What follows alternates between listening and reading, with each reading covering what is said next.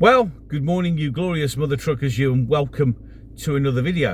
A bit of a shorter one this morning, just because I don't want to keep going on about what's going on with reform, but you can't help it, because for some of us it's a little bit of a vindication of the fact that we did try and warn you that be careful, because reform isn't what you think it's going to be. Now, remember back in the Brexit days and the early days of reform, it was all about stopping the boats, deporting the illegals, and tackling Islam. These were the three main pillars of reform, which is why it's attracted so many people.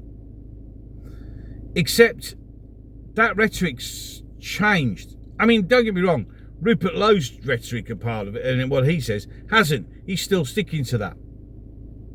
And is that the reason why he's been removed?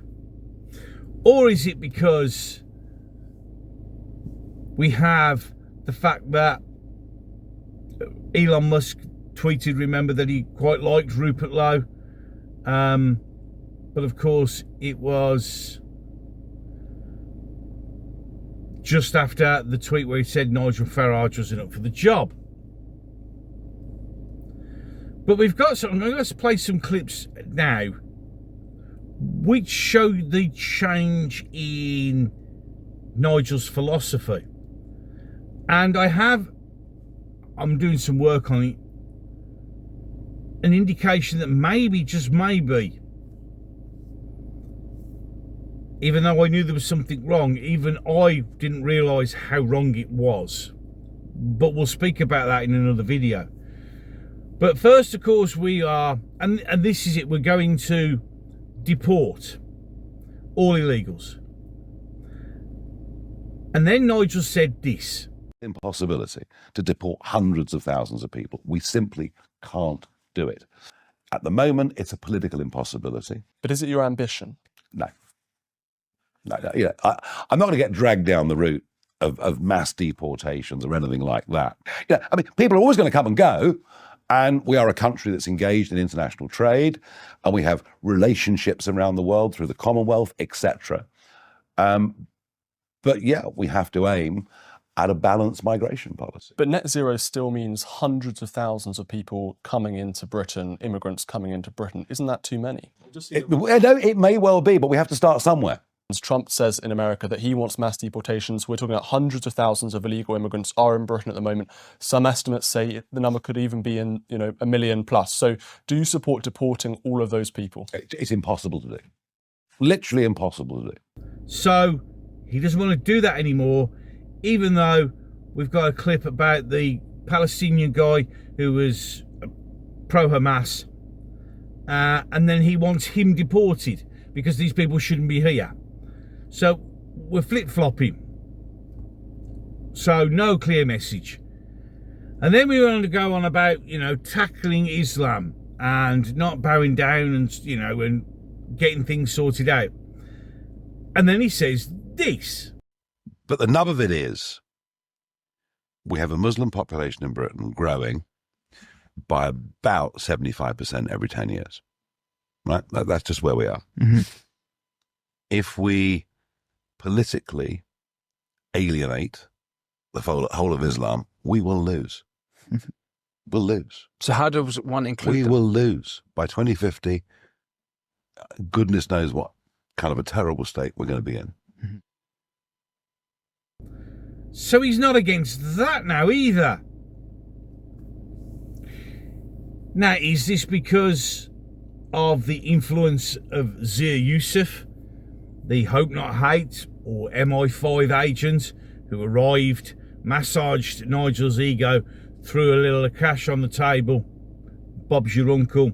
Next thing you know, remembering that I was at the Birmingham conference before the election where Zia Yousef was rolled out and introduced, and Nigel introduced him as his potential replacement. An alarm bell started right there. Although, to be fair, with Nigel, I'd already got my preconceptions because of his track record of getting involved in something, and then when he either wins or gets into a position where he just ups and pisses off. And that's another fact that I'm worried about, because he said he'll be staying with Reform for 5 years, which is just when the election comes. So if he wins, does that mean he's going to piss off again and put Zia Yousef in charge? So the Britain will have a Muslim leader. So it's another concern.